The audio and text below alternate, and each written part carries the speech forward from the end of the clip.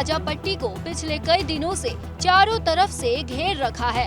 हवाई हमलों के बाद अब जमीन पर आर पार की लड़ाई की तैयारी कर रहा है। युद्ध के 7वें दिन तक इजराइल ने गाजा के 750 सैन्य ठिकानों को तबाह कर दिया है। जमीनी कार्रवाई के लिए उसके टैंक सीमा पर डटे हुए हैं। इन सब के बावजूद इजराइल के लिए ये जंग आसान नहीं दिख रही है। उसकी लड़ाई सिर्फ हमास से नहीं है, उसके कई दुश्मन हैं। उसकी खुद की सीमाओं पर चारों तरफ से खतरा मंडरा रहा है। ऐसे ही एक खतरे का मैदान लेबनान है। जी हाँ, वहाँ भले ही लड़ाई सीधी ना हो रही हो, लेकिन माहौल पूरी तरह से जंग का बना हुआ है। लेबनान का आतंकी संगठन हिजबुल्लाह भी इस युद्ध में कूदने के लिए बेकरार है। हमास की तरह ही इस संगठन को भी ईरान का समर्थन हासिल है।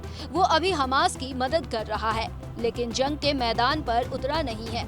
फिलहाल यह संगठन अभी सिर्फ बॉर्डर पर है, लेकिन किसी भी समय यह जंग में उतर सकता है। इजराइल के राजनीतिक और सैन्य नेता जहां एक तरफ अगले कदम पर विचार कर रहे हैं, तो वहीं उनकी नजरें हिजबुल्लाह पर भी टिकी हुई हैं। जुमे की नमाज के वक्त लेबनान में फिलिस्तीन के समर्थन में जोरदार प्रदर्शन किया गया।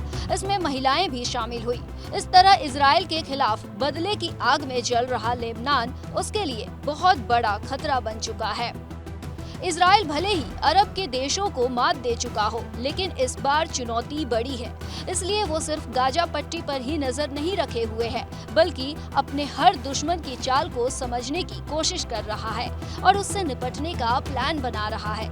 यही वजह है कि इजराइल ने हवाई हमला कर सीरिया के 2 मुख्य हवाई अड्डों को बर्बाद कर दिया।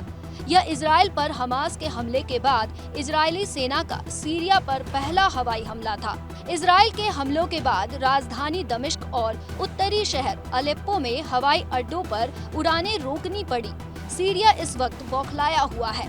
वो मुस्लिम देशों से इजराइल पर हमला करने की बात कर रहा है। उन देशों को लगातार उकसा रहा है। बाकी आपको क्या लगता है, क्या इजराइल अपने दुश्मनों को करारा जवाब दे पाएगा? अपनी राय कमेंट कर बताइए।